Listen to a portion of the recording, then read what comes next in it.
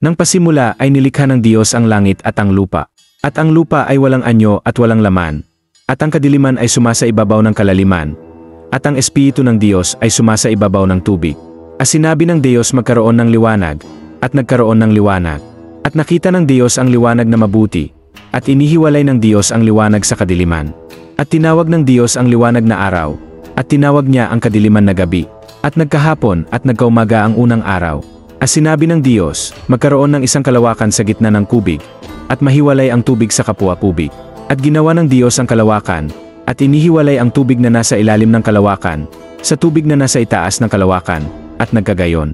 At tinawag ng Diyos ang kalawakan na langit. At nagkahapon at nagkaumaga ang ikalawang araw.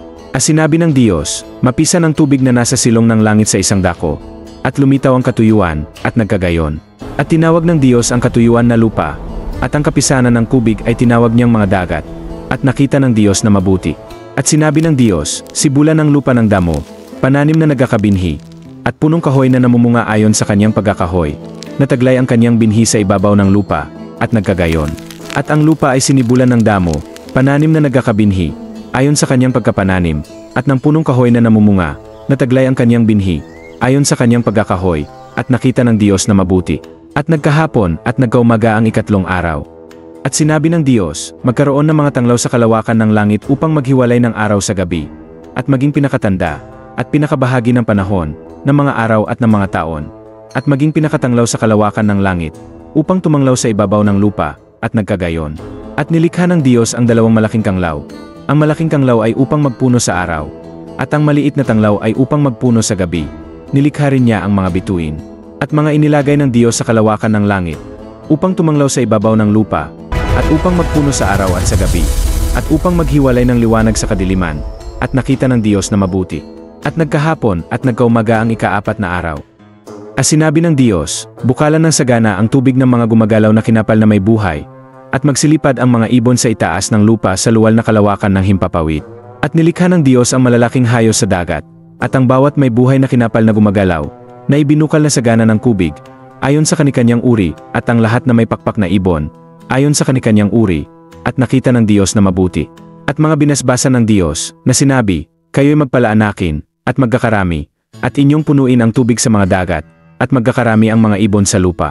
At nagkahapon at nagkaumaga ang ikalimang araw. At sinabi ng Diyos, bukalan ng lupa ng mga may buhay na kinapal, ayon sa kanikanyang uri ng hayop at ng mga kinapal na umuusad, at ng mga ganid sa lupa, ayon sa kanikanyang uri, at nagkagayon. At nilikha ng Diyos ang ganid sa lupa ayon sa kanyang uri, at ang hayop ayon sa kanyang uri, at ang bawat umuusad sa ibabaw ng lupa ayon sa kanikanyang uri, at nakita ng Diyos na mabuti. At sinabi ng Diyos, lalangin natin ang tao sa ating larawan, ayon sa ating wangis, at magkaroon sila ng kapangyarihan sa mga isda sa dagat, at sa mga ibon sa himpapawid, at sa mga hayop, at sa buong lupa, at sa bawat umuusad, na nagsisiusad sa ibabaw ng lupa. At nilalang ng Diyos ang tao, ayon sa kanyang sariling larawan. Ayon sa larawan ng Diyos siya nilalang. Nilalang niya sila na lalaki at babae.